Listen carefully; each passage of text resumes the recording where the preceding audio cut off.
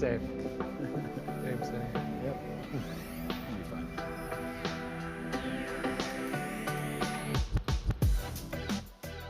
All right, here we are. We're live. It's episode 4. We're here. Sean is back. Good to see you. I'm here. Good to see you. How was your week? It's not too bad. It's good to be back, although I'm just in kind of in the same spot. Yeah. I've been in all week, but now I'm at the big desk. We're happy to be there, and of course, as we start today, we are filming this on Friday night, and we're all on Shohei Ohtani. I'm literally sitting on my phone right now. I know, my like, phone's waiting right here. I got people for sending me anything. messages. I mean, is this the biggest potential signing for Toronto ever? I think it's the biggest potential signing in Major League Baseball history. Yes. Because this guy, monetarily speaking, of course. Yeah, I mean, I don't think that there's going to be potentially ever another player like this. No. I mean, not ever, I shouldn't say ever, but coming up. I mean, this guy was basically Cy Young candidate and an MVP for his bat. Yeah. I think, I mean, whatever. Yeah, we don't have too much stuff to cheer for here in Toronto. I mean, I'm going tonight to some sort of a Christmas festival. And you just mentioned that sounds cold. That sounds very cold. Agree. I'm not going to. That's why we're in our little sweater here. We're getting ready to rock and roll. I'm taking this out because take your head. I don't need to hear things. We don't need anything like that. We're ready to rock and roll, man. What an exciting week it's been. I was just hearing 6 straight week for gains for the S&P 500. I mean, bull market. The first time that has happened, Sean, since November of 2019. Okay. For the S&P. 6 straight weeks. The 6th straight week of gains for the S&P 500 as we head towards the end of the year. I mean, people talk about no sign of Santa Claus yet, but yeah, no, that's a great point. Has the Fed officially pivoted? Fabian's adjusting doing my things mic. already. Can you hear me? Okay. No. I mean, Fed pivot. Yeah. You know, I mean, come over here and we have, if you can check out this chart here, the SPY as of that October 27th bottom, we retraced down 10%, Brandon, and since then it has been, thank you so much, hold my beer, and today hold my eggnog. Are you an eggnog fan? I am you know what I had for the first time actually a couple days ago? Oh, you don't like dairy though? Well, I mean, my wife doesn't eat dairy, but I'm kind of forced into it. I had oat nog. Oat nog. I could see that. What do you mean? The reason why that comes up is because we just bought for the first time eggnog for this year, and we like it. You get the dark rum in there. 100%. I just get the Captain Morgan's. Like, I'm not trying to spend a lot of money on oat nog. Oat nog. I'm just, if I was drinking rum, maybe a little different, but have that. So excited for that. Yeah. Don't get me started on pricing. Are you a mulled wine guy? Pricing of what? Let's talk about this. Okay. I went to the grocery store. Oh God. Oh yeah. By the way, you still didn't give me your egg guy information. We'll get to egg guy, but I went to the grocery store the other day. I bought 2 things. Right. What was it? 1 and 2. One was toothpaste. The other one was oat nog because that's what I was instructed to do. No, but it's not oat nog. You just bought oat. What is it? It actually is it's actually nog. called oat nog. Okay, so you probably paid a lot for that. It's made with it's made with oat milk, obviously, but we're getting way off track. No, we're not. This is not off track at all. But how much do you think? Well, the toothpaste I'm going to say is $3. I mean, unless you got Sensodyne. Is this a Crest? I'm not saying that we're super old or anything yet. I mean, I'm just saying there are specific toothpaste. So was it relatively generic toothpaste? No. No, okay. So I'm going to go $8 for the toothpaste. Yeah. And I'm going to go, was it a 1 liter? Or that's a good question. Something like those cartons we have. Yeah, it was like bigger, but it was still cardboard, but it was a little bit bigger. I'll go 15 all in. With tax, it was $18. Am I allowed to hit the bag? $9.99. Oh, I was talking. For toothpaste. $9.99. $7.99. Oh, you're buying that cannabis infused toothpaste. No. $9.99. It was insane. Toothpaste. It was insane. No wonder why your teeth are so white. Showing my teeth to everybody right now. I feel like I gotta. Let's talk about a little bit of market. No, but are the prices really? The thing is that I was hearing, and I think real wages are actually up even more than prices of cost of goods sold. Yeah. And the Bank of Canada even pointed to that in their latest statement. The thing is, when we get raises at work, we are still a consumption economy. Of course. And we want to spend all the money that we get. Of course. So the thing is that you can get a 20% raise, and then at the end of the day, you go out and spend that money on goods that are maybe 20% higher, and then you complain that you have no money left, although you're still spending it anyways. Have you seen these videos all over social media now, people getting home from the grocery store, dumping everything on the table and saying, this cost Yeah, like a bag of this costs that, but isn't that what PPI and all that stuff is supposed to be? But anyway, all right, huge week obviously for the market. Lots to talk about, lots to get into here. It was all things AI as far as what led the headlines this week, what also led as far as individual stocks are concerned. We'll talk about AMD, we'll talk about NVIDIA. Chips with a huge move, AMD specifically coming off that headline suggesting that Meta and Microsoft may jump ship from NVIDIA over to AMD. I want to start, though, we'll get to that. I want to start with Palantir. Sure, let's do that. Never heard of them. This stock, no, me either. Okay. This stock has quietly become a thing. It's a monster. And it's almost like the little engine that could in the background from a standpoint of continues to grow. Very quietly, very steadily. This graphic I have here highlights that. Yep. You know, it's not exciting, but it's steady, it's profitable, it's making money, and it's growing.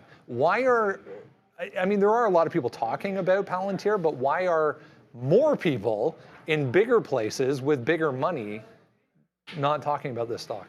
Well, I mean, remember, we just had Kathy Wood came through there and she bought 27 million more of that, put it across 3 of her flagship, the flagship and 2 other funds as well. They're basically they're an analytics software company, right? And so as data becomes more and more important in today's world, and especially with AI, you know, these large language models, they don't come out of nowhere. You're going to need data and you're going to need to analyze it. So they have Foundry. And not only that, they're just getting contracts left and right. The big worry for them is this Army contract that is expiring in a couple months, right? It was a 4-year deal, near $450 million, and it sort of paved the way. I'm talking four-year deal coming to an end, right? So they signed this 4 years ago. So they're going to have to start getting contracts upgraded. Right? They're going to have to start getting them continued forward. That's where the worry is. What if they can't get new contracts? I don't see why they wouldn't be able to. Snowflake, another data analytics software company, they've been also rocking to the upside. But Palantir continues to go northbound. A lot of the worry is in the privacy. If we come over to the charts here, there was a report from Barron's that came out that said, hey, companies are worried, and specifically the Army, so you get a little bit of a pullback in here. What I'm showing, just in case you guys are listening to the audio, $20 top there, $21.75 top, and now we're at $17.70. But the issue is people are worried about their data. And when you're talking about immigration, Army, and national security, you know, they're worried about that data leaking out. Palantir's come out and said they do not have any ownership whatsoever of any of the data. Do they host it? Of course. Can they access it? Yes. But they do not have ownership of it. So maybe their stuff is secure, and maybe we don't have that. They're up, Brendan, 185% year to date. So it's not bad, but again, it's where it's been and where it's come from and where it's going. You know? One thought that I had about this that I wanted to get your thoughts on, essentially, is the government a great place to be, obviously, for any company in any space, but the government is also a creature of habit, meaning that yes, it's a 4-year contract, but A, who is the competition that could come in and take that? B, why would they not just do what's already working more? But remember, if you are a creature of habit and you're the government, then maybe you would extend this contract. Exactly. You know, and you'll stay there. So is there going to be competition? We're going to get to this about AMD and NVIDIA, right? When NVIDIA came out on their quarter and showed 51% operating margin on those new chips, you know that that's going to, you know, involve competition coming in and trying to eat that lunch and a percentage of that. So I've done some research, and honestly, Palantir kind of stands on an island by themselves. I dropped the name Snowflake. Snowflake has not had this recent pullback that Palantir has had, but I really think Alex Karp, the more and more I listen to this guy, he kind of reminds me a little bit of Elon Musk, to be honest with you. They have like that little swagger about their business. And this is a recent company that was been 30 years. It's a 30-year-old company. Okay, they went direct listed at $9 about 3 years ago, and since then it's been, you know, it's had its moments. We were back under $7 earlier on, and back in October when we had the flush out and everything. I just think it's one of those new technologies. You know, we had that graphic up before. What didn't exist 25 years ago? How about Gmail? How about Instagram? You know, how about Meta? How about WhatsApp? How about Uber? There's all these companies that if you were able to have foreseen sort of the future, right? You could have got in at amazing valuations, and right now you're near at all-time highs for some of those companies. So for me, if these large language models, if data is going to continue to be a thing, Palantir, I feel like, is where you want to be. I'm looking to pick some more up in and around 15 bucks. And I think a lot of the positivity coming from the simple fact that the way they are growing the business is that slow and steady approach, and not shooting for maybe things that they're not capable of bringing in at this time.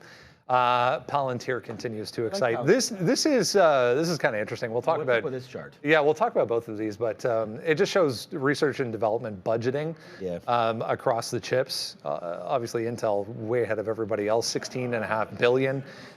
These two we'll focus on down here, NVIDIA and AMD, 8.2. It's kind of hard to understand. That's actually Qualcomm here at 8.8, and then 8.2 for NVIDIA, AMD, 5.7 billion. So I feel like in the next, call it a year or two, these two could maybe not necessarily swap positions, but at least take over Qualcomm and at least start to look at spending a little bit more when it comes to getting into that Intel neighborhood. And the reason I say that is because at the end of the day, when it comes to these AI chips specifically, there's not going to be just one or maybe two suppliers for this. Ding. There's going to be many. You know what I wrote down? SMH. Right. You know, I feel like you want to have exposure, Brendan, in all of the names because they're all going to give you something different. Intel has spent that 60, I mean, the chart is that Intel spent 16.5 billion over, was it a decade? Is that what that was? I believe 12 months, in the past 12 months. So 16.5 billion, that's a lot, obviously. Outpacing every other company by more than double. It seems like the next biggest company there on NVIDIA and Qualcomm. The thing is that they're building out that foundry, so they had to put some more investment into R&D. Their revenues over the last 12 months equal what their revenues were in the last, and I can't believe this, a decade ago, Intel generated 52.4 billion in revenue. Intel has generated 52.9 billion over the last 12 months, so they're back. So the idea is now with PCs growing, maybe Intel gets their hands on those data centers and really the bigger server side. And the thing is you just mentioned that who's going to be the winner. I just say buy them all. Why not? Or, and if you don't want to spread it out, individual names, the SMH. I've been saying this for a while. We used to look at transports, UPS, some of the rails, things like that. Where are goods going? You know, like if the rails are busy, then you know that people are buying and production is growing and sales and manufacturing. But now I look at the SMH. We had a great bounce on the SMH. If you come over to the charts here, its 200 period moving average was right here at 140. That triggered Halloween down there, November 1st, October 30th, down into here. Nice move to the back to the upside, and now we're taking out highs again on SMH. So it surprises me that NVIDIA pulled back so severely from their most recent earnings report. They were up at 500. We just bounced again near in and around 450. AMD's been really rocking.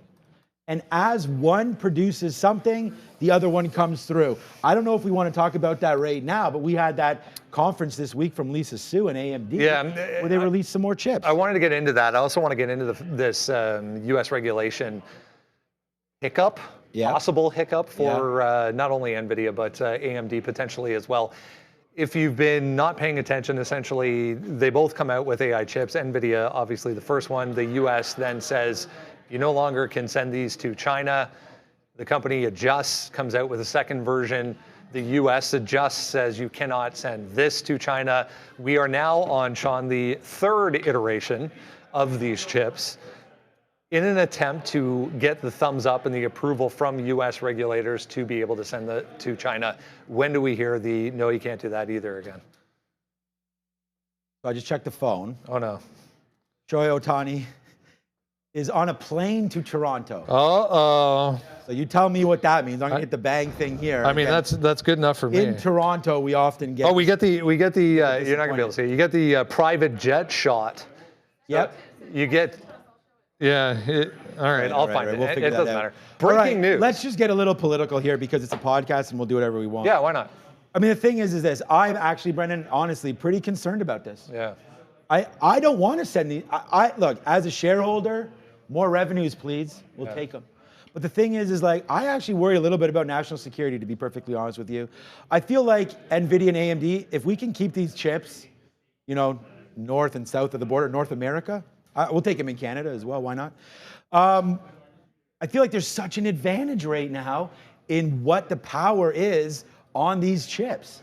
You know, we know that China's been building like nuclear plants and reactors and all that. They're well ahead on nuclear power. So they're gonna beat us to that.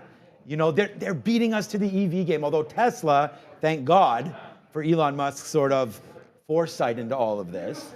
But we've seen, man, NIO can produce cars and get them to their people. We're still having problems here. Yeah. Ford still can't kick out those cars, GM.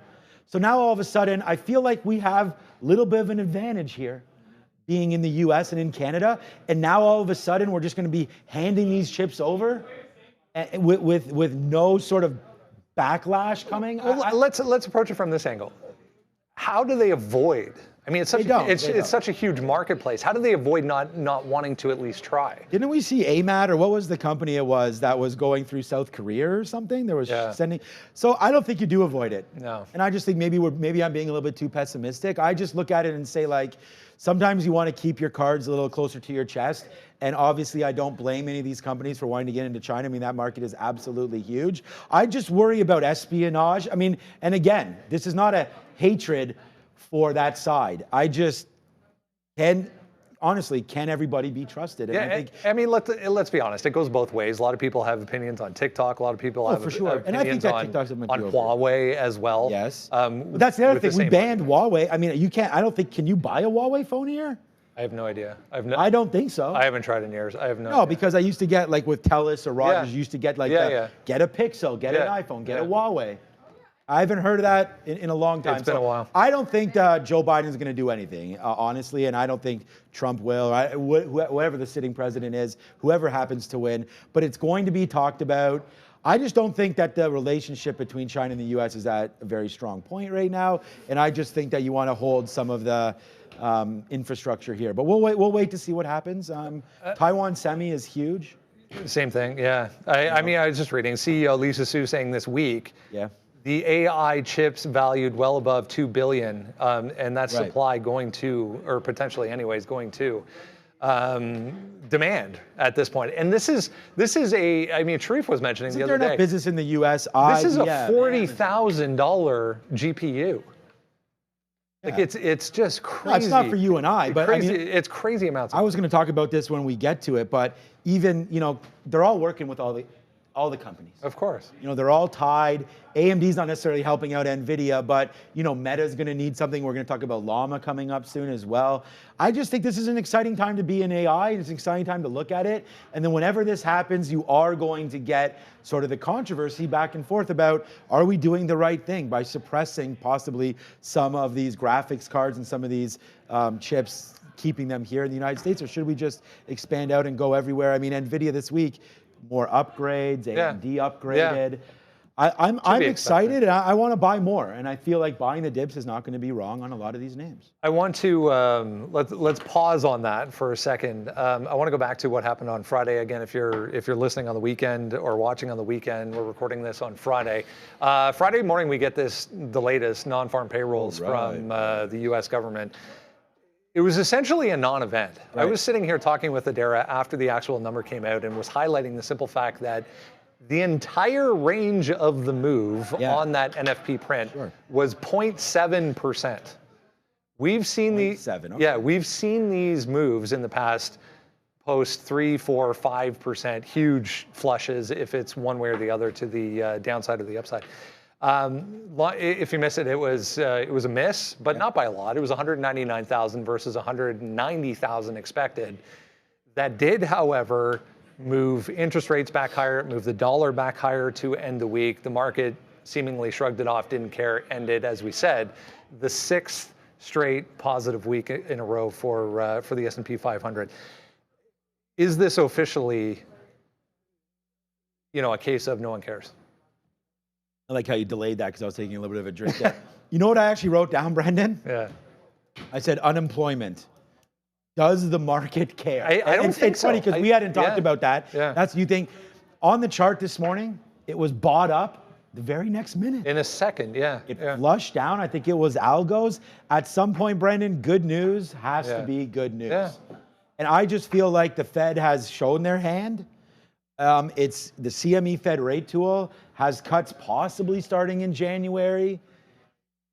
But does that scare the market again? Are we cutting too fast? I don't think so either. No. I think we've pivoted with the Fed. We'll hear what they have to say. Then we have March. Then we skip April. Yeah. More jobs. Yeah. Unemployment goes down, goes from 3.9 to 3.7. I like it. I like the rhetoric. I think that, hey, at some point we're going to need people employed. I worry about when the unemployment rate gets, north of 4, into 5. Then we start maybe... Which we haven't seen. I know. Yeah. So is it an all clear? I mean, we keep on waiting. You remember, we sit here on a prop floor and we used to have these traders coming in all the time at 8:30 for numbers like this. No one cares. Today I looked around, I saw you, I saw me, I saw a few other traders, but not a full floor. No. We've had traders graduate on CPI prints, non-farm payroll, unemployment numbers, interest rates, which of course would be at... We went through a 2-year period where that was a you cannot miss type of an opportunity.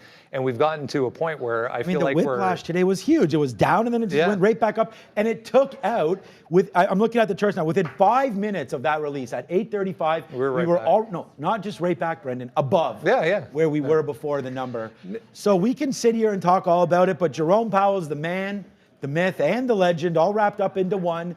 And he's going to continue to hopefully print, and you can print cash, and you can see what's happening right now to the market. We are percentage points away, Brendo. Today, the S&P actually took out its year-to-date high. Yeah. So what's up with that? Yeah. Banks. Look what happened this year. We had the banks failure, right?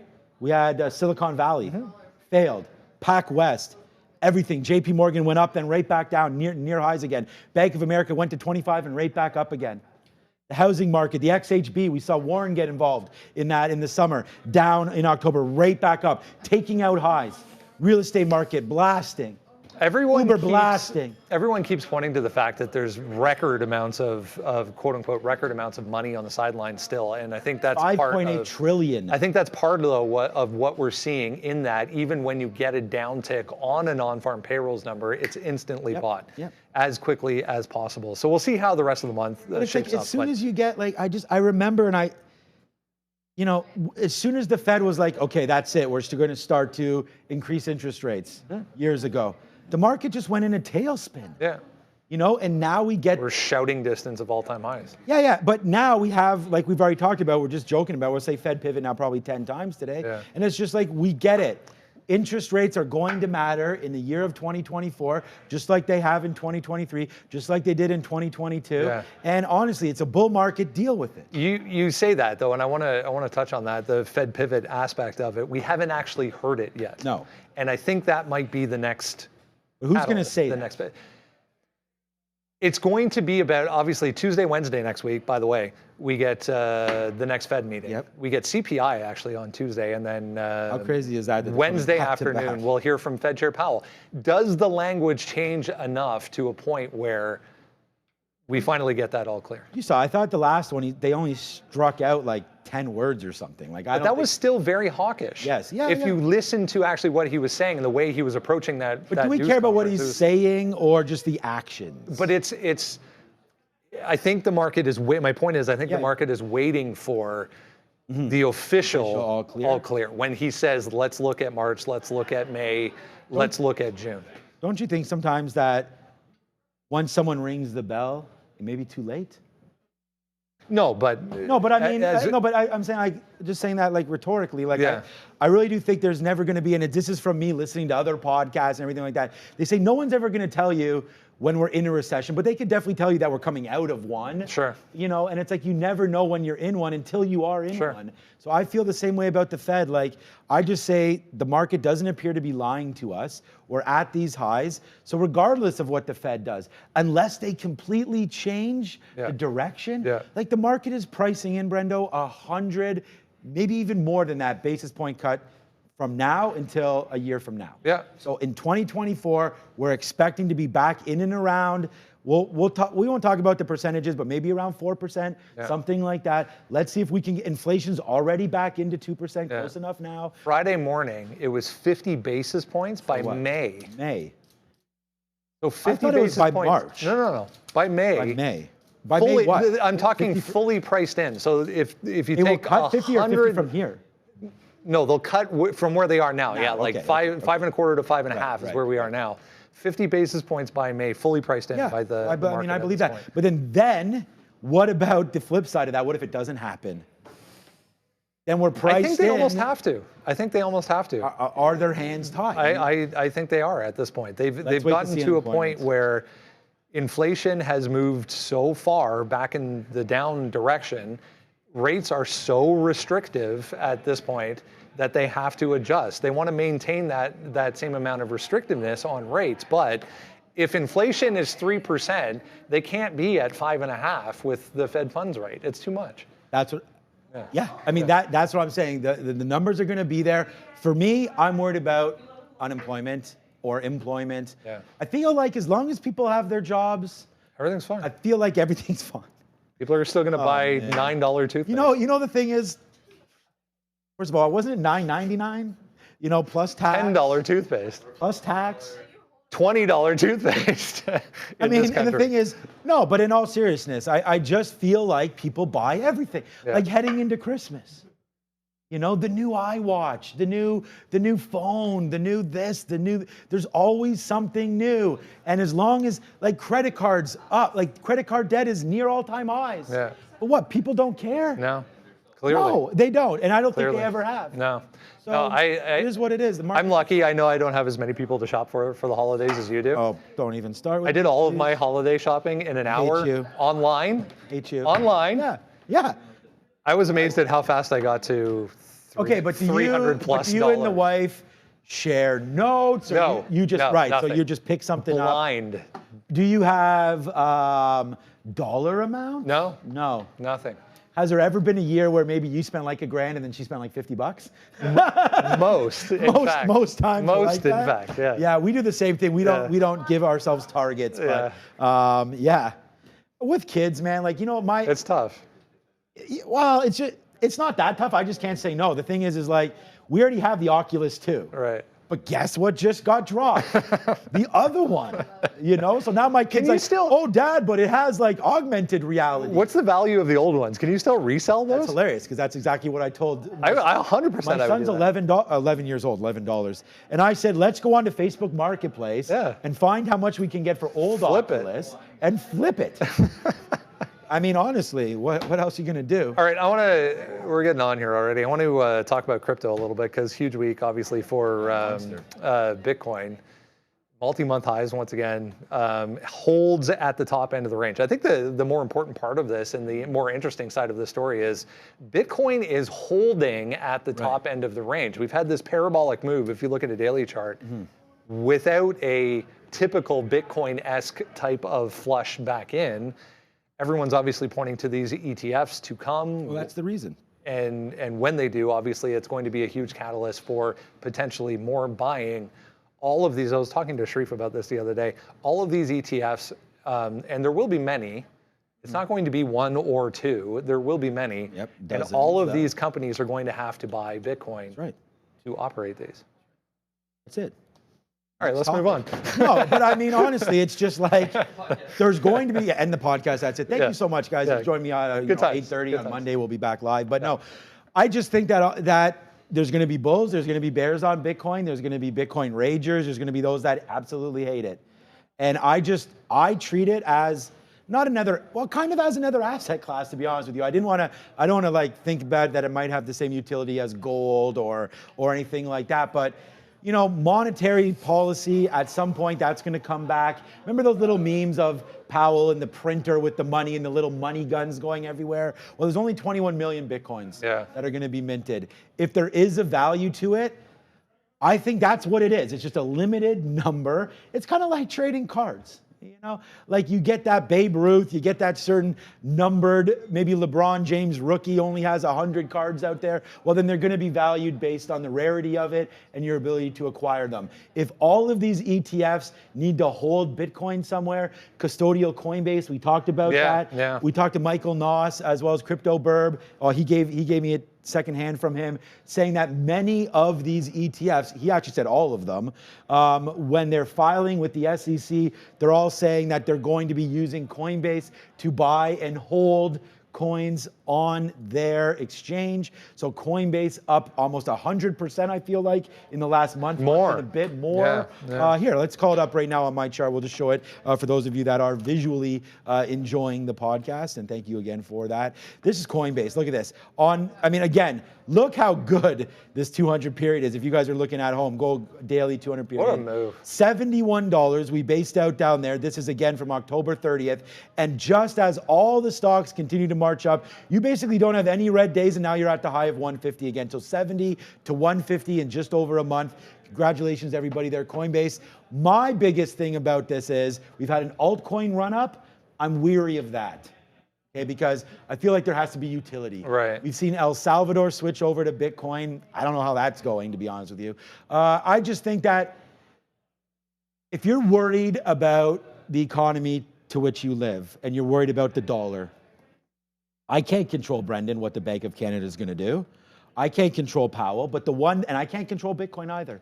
But it's a 24-hour traded exchange, right? Well, not exchange, but asset. If I'm nervous about my current country's currency, why not take a little out of the bank, put some into Bitcoin, and see what happens? I mean, you'd be up 100% this year, more than that. Are we really, though, on a grander scale at a point where people are worried about that? In North America? I don't think so. No. But I mean, the U.S. can't pay their own debt bills, but what happened to the Israeli shekel? What happened to, Greece went through the exact same thing. Right, the euro. Yeah. The euro with all that immigration over the last little while. This is going back, but you guys can look at Forex. We don't cover Forex as much, obviously, on the show, but my disappointment comes with Jamie Dimon. Yeah, we can touch on that, I guess. Because the thing is like when you run the largest bank in the world, there has been rumblings. Keep your mouth shut sometimes. I like the guy. There has been rumblings in certain people in certain areas. I don't want to get too political, but pointing to this guy actually running for president at some point. Democratic, I guess. Yeah. And then he's going to shut down. What does that have to do with? He's going to shut down crypto, not Bitcoin. Well, then crypto will rip. And exactly. Yeah. So that's fine. Yeah. I don't mind that. My problem with is this: they're building a JP Morgan coin. They use it. The company has said themselves, its JP Morgan coin is conveying $1 billion per day. Okay, intra-branch swaps. They have to, though. Everyone else is doing the same thing. They have to. Okay, so then stop shitting on Bitcoin and everything like that.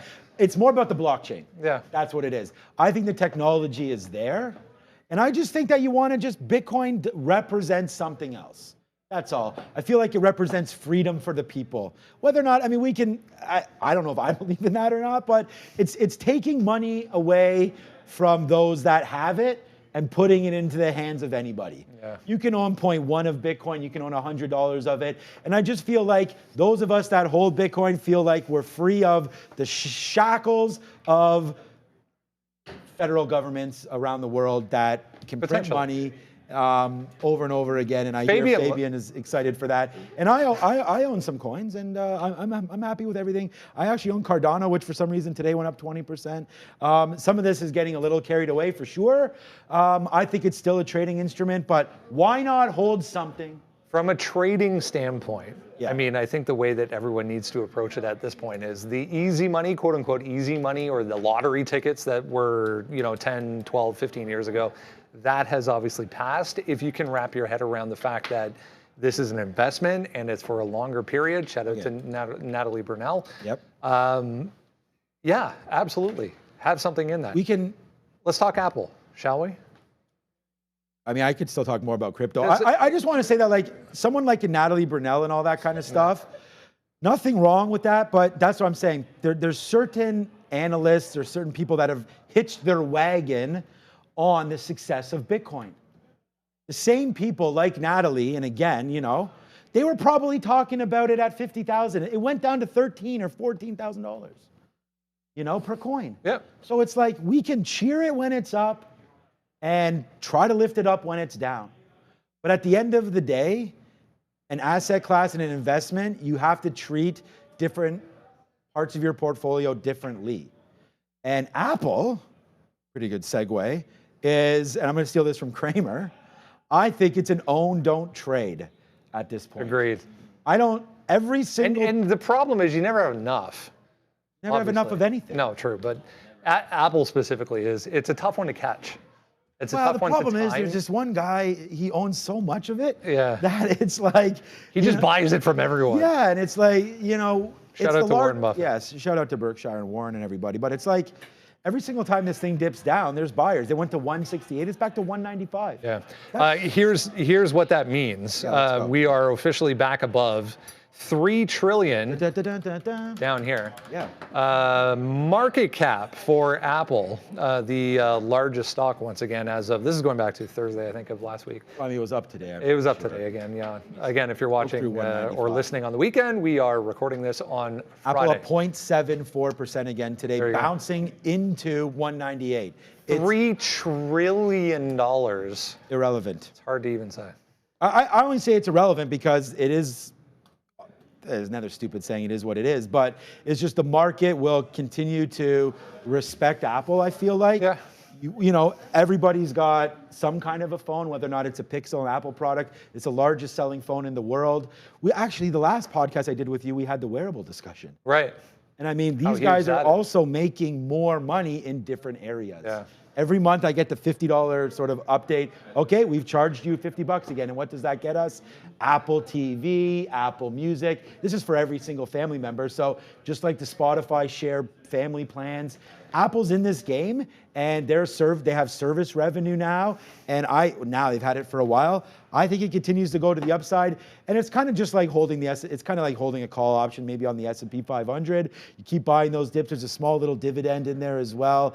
It is, I think it's 11% or so of the NASDAQ and maybe 7 or 8% of the S&P 500. So it's 51% of Berkshire.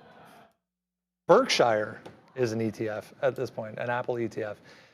There was a few people crying this week about this India headline. If anyone missed it, India came out and said they were going to do essentially the same thing as Europe did with the charging port, kicking out the lightning cable. And I mean, they were going to look at it. Then they didn't say that's good, I think. They didn't say they were actually going to do it. But is this, who cares? Like it's on the older models. That's a long story short. It's on the older models. 12, 13, and 14. 15 goes to USB-C anyways. Long story short, again, they're still selling and manufacturing 12, 13, and 14 in India for India. Does that even matter at this point? I don't think so. Wasn't it who came up with it? Wasn't it the European Union or who came? Well, they started it. India's just looking at doing. Yeah, they're not going to do anything. The thing is, India now, Tesla's over there, right? Apple, you know, it's like, this is obviously a growing economy over there. They're going to want to keep the best names in-house. They've now got Apple producing phones, products, chips, everything over there. I like Apple. I like India. I think it's fine. Thing is, you got to build relationships with your community, you know, and I just feel like it would make more sense if all the phones, I mean, look, this is a 12, so it's that old. Now we have 15, right? So, it's that USB, it's the lightning cable. I would love for a USB-C. Yeah, I mean, why not? Because now everybody has USB. You know, even Fabian is clapping. Oh, Fabian. Yeah, also agrees. The where's our beers, Fabian? Next time. No, honestly, I think that USB-C is a good move, and I like that. So whatever the decision is, the decision is. How much does it cost for them to make a cable? Probably nothing. It's more about rendering the old phones and you know, fixing them to be able to store or be able to house a USB-C port. I don't know enough about that. I don't think it's a big deal. Remember what happens to Apple. Every time I see a negative headline about Apple can't meet their demand. Apple's having is this negative though? I don't think this is negative. No, but that's what I'm saying. I feel like you can spin these headlines whatever way you want. Sure. And I'm not going to do that. So I think it's just an opportunity for them to sell another $75 charging cable to a whole bunch more people, right? At the end of the day. Yeah, so. I mean, the good thing about USB-C too is that you can. Oh, you're talking about the Lightning cable? You mean, or the? No. When all of those people have to switch. Oh, yeah. Then but then you can just go to the dollar store and buy a USB-C cable. Well, if they want the fancy one with the Apple logo on it, then it's $75. Yeah. Whatever. At least in Canada. Whatever. I mean, didn't Tesla, what was that? Well, it's because they were selling, what were they selling again? Something, was it a little bell or something like that? Oh, yeah. When someone blew a whistle on him or something like that. It was a whistle. Yeah, it was a whistle. It was a Cybertruck whistle. Yeah. Oh man. And that was I just saying that was $50. I think it was $49.99. Yeah, people pay. Yeah. I think $75. I think you're over exaggerating. I have no idea. Okay. I have no idea. Ooh, I was going to say $75. It's not cheap. Let's put it that way. Katrine, you understand, Katrine, that it's 5 degrees outside. She's dressed up over here like it's like minus 50.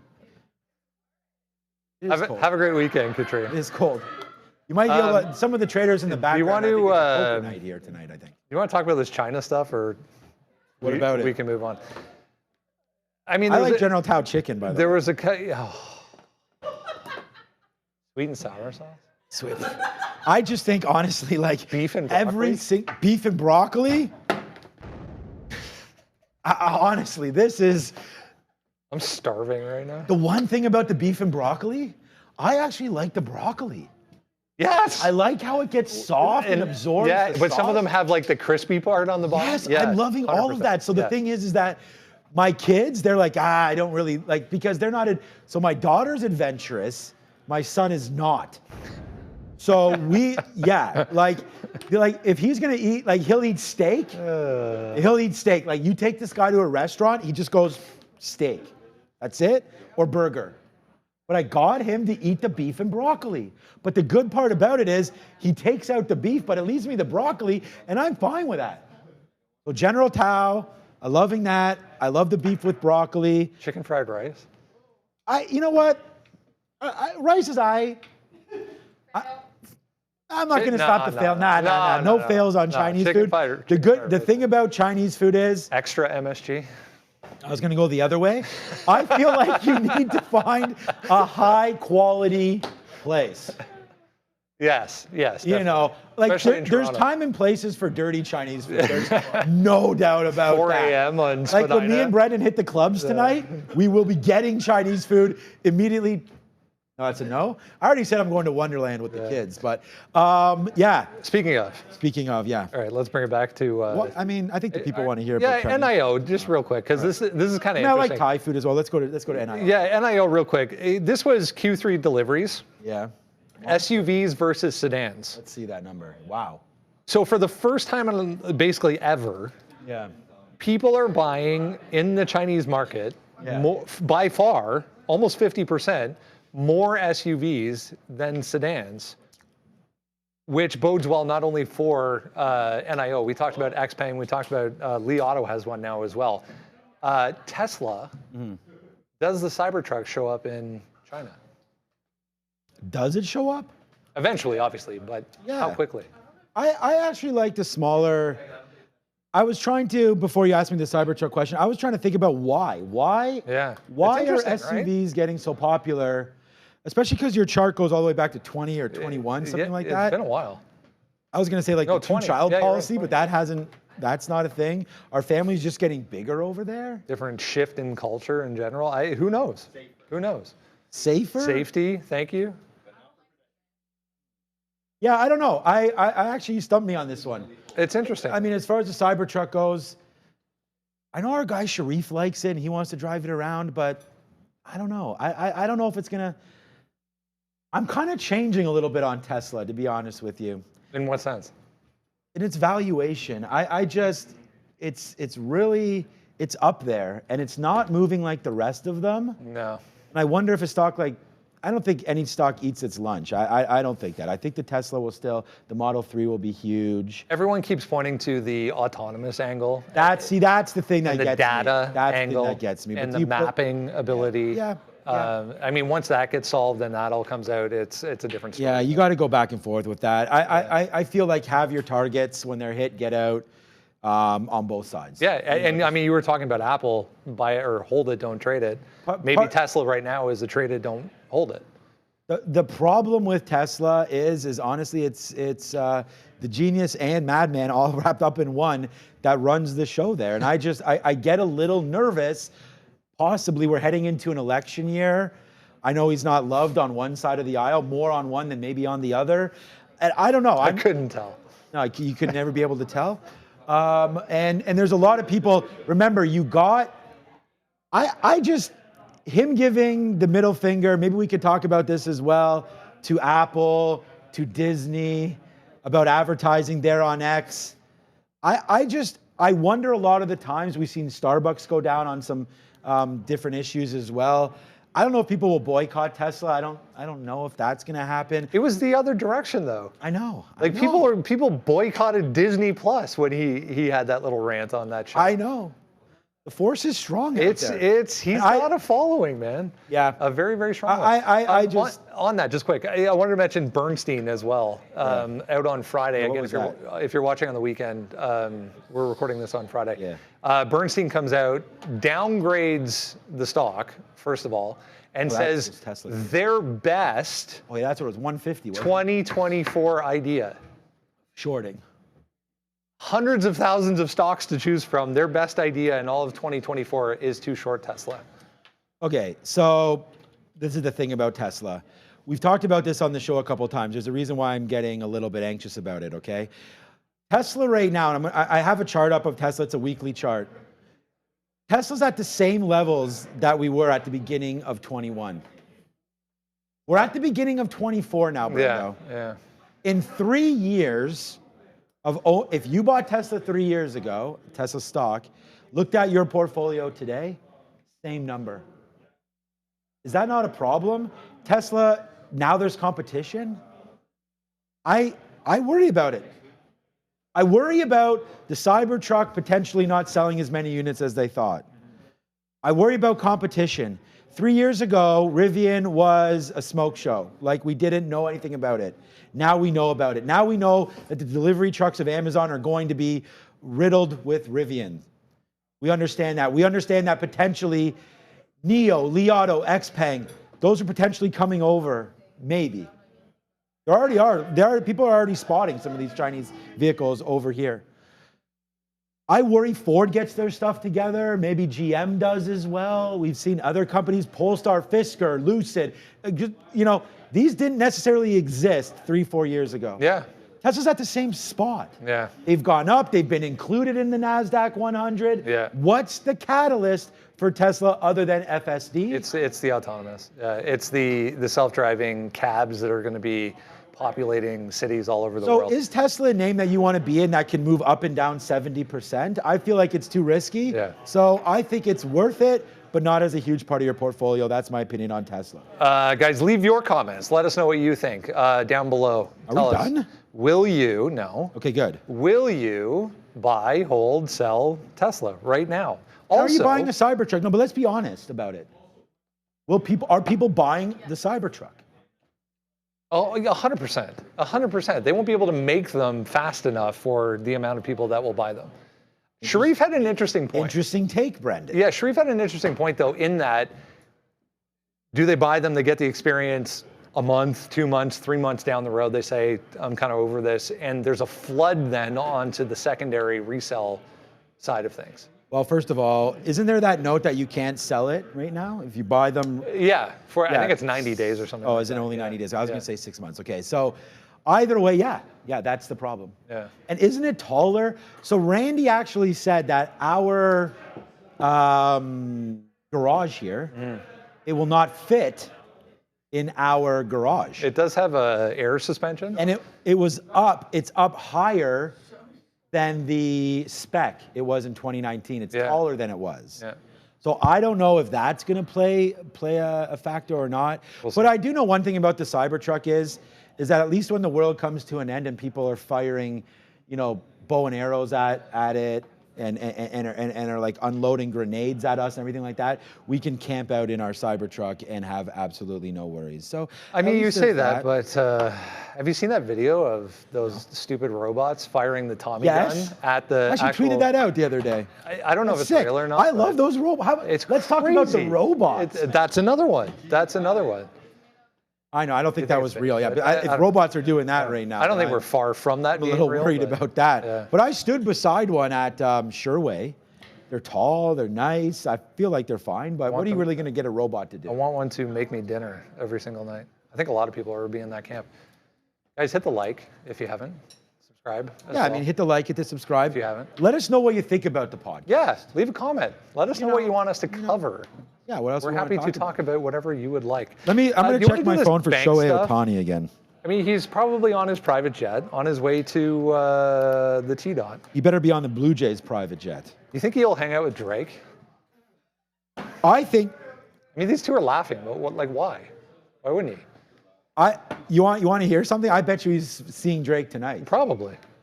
I bet, like, if he's on his way to sign the largest deal in Major League Baseball history.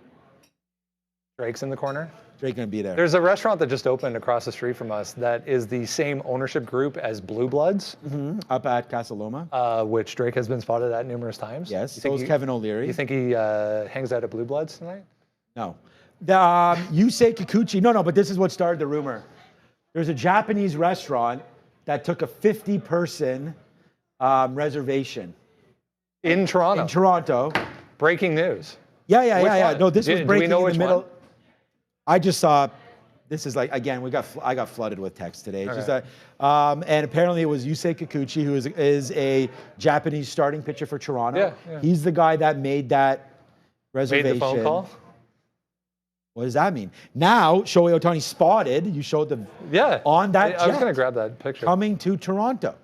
Yeah, he was getting on the plane. I don't know if it's obviously, what, a 5-6 hour flight or something? I mean, it's only the press conference, $500 to $600 million contract. The press conference, what? Who cares? That's going to pay for itself in. Yeah, they said Rogers. So, in case everyone is listening, well, they hopefully are listening, and shout out to everybody. Rogers owns the Blue Jays. They also own basically all the media around here. So it's going to be a huge TV deal. It's the rights to the Blue Jays. When Shohei Ohtani signs here, what's going to be the favorite team of many young, up-and-coming fans of baseball in Japan? Exactly. I mean, I think that's going to be the Blue Jays, and it already is. I mean, Toronto's a well-known city for its multiculturalism. And this is conveniently being coordinated with the second phase of this renovation they're doing. Yes, it's all about stadium. that money. So Rogers is opening the pocketbook in a big way here. We can talk a little bit about. We went through this non-farm stuff already. I mean, the market. If you missed it, 6 weeks in a row, positive. It's the first time that's happened since November of 2019. We're going into the final couple weeks here before Christmas, before the New Year, before we get into 2024. I mean, you want to talk about Santa Claus rally? We touched on it a little bit with Michael Noss earlier in the week. Just be aware. There is significant happenings coming up this week. CPI is on Tuesday. We get the Fed then on Wednesday. We'll get a Fed decision, and the press conference is going to be the most important part of that on Wednesday afternoon. We'll bring that to you. Make sure you join the live show. If you haven't, subscribe to that as well. Listen to this number. Do you believe in the Santa Claus rally, or?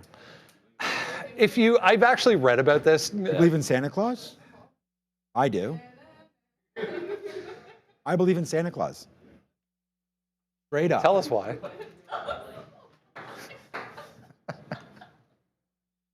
Oh, man. Well, for example, I mean, maybe it's a spirit of Santa Claus. Hi, Sean's kids. Yeah. No, I mean, Santa Claus is the jolly old spirit of Christmas. Right. You know, it's about giving, which Santa Claus does do. It's giving. Yeah. You're giving. The spirit. We're all giving, and it's the spirit of Christmas. But the Santa Claus rally is something that exists. Over the last 92 years, the S&P gained 77% of the time during the 7-day period that is the Santa Claus rally. I'll take that trade. Yeah. It's the week before January. Yeah. So this year it starts December 22nd. Yeah. The average gain. This is going to blow your mind, Brendan. This is why I'm here. Get long. This is why I'm here. The average gain. And we're talking the entire period, if you hold for that entire period. Okay. It's only 7 days. Okay. Average gain. The average gain during the last 92 years. Yes. 2.66%. Stunning. In 7 days. 77% of the time. I don't know. I'll take that trade. I'll take it. I'll take that trade. The largest Santa Claus rally was in 91 and 92. Obviously the same year the Jays won the World Series for the first Boom! time. I knew you would get that. Yes, sir. Look at that. And it was up 9.6%. That was the biggest. So when you ask me, Brad, I'm pounding the table if you're hearing some random stuff in the background. So if you do ask me if I believe in Santa Claus, Buy it. yes, I do, Brendan. Buy Santa Claus. Yes, I do. Let's wrap it up with that, shall we? Yeah. We have. I want you to ask me one good thing. Yes, we have a tradition. I don't know. I said to Sharif last week, is 4 in a row a tradition? Yeah. Or is it a trend? I don't know. Whatever. Because I have one good thing for you. Okay. And it actually goes to your question. What's that? This is now the 2nd year that we have a new tradition in the Katina household. Amazing. I love it. And the one good thing is, and I know you have one as well. Yeah. Real Christmas trees. Hell yeah. Is one good thing. You know what? I was always, we had a fake one for 10, 12 years. Yeah. And got rid of it because it started to do weird things. Yeah, like mold. Yeah. Yeah. So for the past few years, we've had a real one. And it's like amazing. How about the dog? He's okay with it? He You don't doesn't have a care. cat? He doesn't care. Oh, The no. cat likes to hang out underneath Yeah. it, but he's not? fine with it. Yeah, Yeah. why not? That's what I thought. It's like some shade. Probably You got to cooler throw some under water in there every once in a while. The problem with mine is right now it's tipping. So I got to readjust the base. Yeah, that's the thing. You have to keep an eye on it. Yeah, and the thing is that it's a great tradition in the Katina household that we just sort of started out. We went out there with the kids, and it's kind of cool because you get to sled. It's an experience, yeah. And that's what it's about, right? I took a day off a couple Mondays ago. We went up to the farm. You get in the field. The kids are like, I see that tree, that tree. It causes a little bit of fights because the son wants that one, and then my daughter goes, this one's talking to me. I was like, and then we're gonna kill it? Like we're gonna chop it down? Is this really what you want to do? Take them to Home Depot. It takes 10 No, that's one bad thing. But the thing is, It takes 10 minutes. Honestly. I know, but the one good thing is the real Christmas tree. But for me, it's also the experience of doing that. I agree. I would go to Home Depot for sure. agree. If it was just me, shout out to you. Yeah. I think that's a great idea. Yeah. You know, I went to No Frills. Okay, so No Frills is like a discounted kind of grocery store around here. Not discounted. Well, you know what No Frills is, don't you? No idea. No, I do. Of course. Of course. Okay. Brendan doesn't joke around that much, and he's kind of looking at me like, I'm like, what's happening here? Okay, but anyways, in the parking lot there, because we were walking around, the kids were at swimming lessons, and there was a No Frills near the school that they had the swimming lessons. So we went and got dinner for the night, because it's 6 to 7 is their swimming lessons. So we went there, and I saw the trees. I was like, let me just go check this out. They were $140. Stop. No. How tall? Continue, Brendan. How tall? 7 to 9 feet. No, I could, and I know you paid. I mean, that's a big tree. Yeah, mine's about That's 9. a big tree. But we cut ours down for $100. I know it's still probably more. I know you paid $25 at home. $27.99. So $27.99 plus $9.99 for Mine was, it's been an expensive week. Mine was, it was small though. It's only 5 feet. Oh man. Oh, yours only 5 feet. Yeah, we don't have a lot of circumference. That circumference? Yes. Yes. But the 5, oh great, okay, the 5 feet is. But obviously if it's taller, it's wider too, so. Thing is, what do you do with it afterwards? Does your condo have like They have these crazy bags. Right, yes. Yeah. I was gonna tell you, get one of those. Yeah. Yes. So we bag it all up. those little nettles It's a or whatever. mess. Yeah, they will Yeah, be it's a mess. every damn where. We learned that last year because again, it was like our first year getting that. Well, it was our first year cutting our own tree. We've had a real tree. We've had a real tree now for probably more than 5 years, but it's always a disaster getting out of the house. Every time. Because it's a mess. I live in a condo, and we learned about the bags. The elevators are always a disaster for 2 weeks. Anyways, quickly, here is zoom in. They're telling me to zoom in. On what? This is a terrible image, but whatever. I just finished, or I'm probably tomorrow, we'll finish a very, very cool book. Yeah. So this one thing is a book this week. Shout out to Dan Sullivan, Who Not How. It's a business-oriented book, but there's a lot of life lessons in it as well. And it's essentially all the reasons why every problem you have in your life today is a who problem, not a how problem. Right. So any problem that you have can be solved by a who, not a how. Right. Most people spend most of their time, effort, and energy trying to figure out the how, whereas if you just found a who was very good at doing that how, you would have so much more time on your hands. So great read. Anyone who's interested. Again, you caught me off guard. It's a business-oriented book, but it's was it a read or was it an audio? Worth a read. I listened to it, but I mean, there's both, obviously. I was trying to find the picture of me and my kids out there with said Christmas tree because I didn't realize that we had. Oh, here it is. I found it. Here we go, Ramin. It's on there. Let's hit F11. Here it is. So if you guys are watching it, here it is. See? Proof. There we go. We cut this bad boy down. It doesn't look that tall. It's not, but the thing is, it's basically, so we had to trim the sort of the top. Right. But think about standing it up. See, it would be taller than me. No, of course. I'm 6. Yeah, mine's not. Mine's probably my height. I could probably touch the top. Okay. Yeah. Anyways. You have a star on top? No, we just do a Santa hat. Ooh, I like that. And then we run the lights up into the hat, and then the hat actually holds the light at the top. So engineering. I like that. You know what I saw somewhere? It was like the Super Mario, like that star that you get when you get like leveled up. Yeah. I thought that was pretty cool. We didn't wind up getting it, but that was fun. All right. That's it. That was fun. Episode 4 in the books. The Markets podcast, guys. Enjoy on Saturday. Happy Hollies. Yeah, happy Hollies Day. Happy Hollies and holidays as well if you're on vacation. Enjoy. I will be trying the oat nog. Oat nog. I highly recommend oat nog. I do not highly recommend $10 toothpaste. What do you mean? It works. That's great, but it's well, then you recommend stupid expensive. Whatever. Shoppers Drug Mart. Loblaws. Have a great weekend. Ciao. Bye-bye.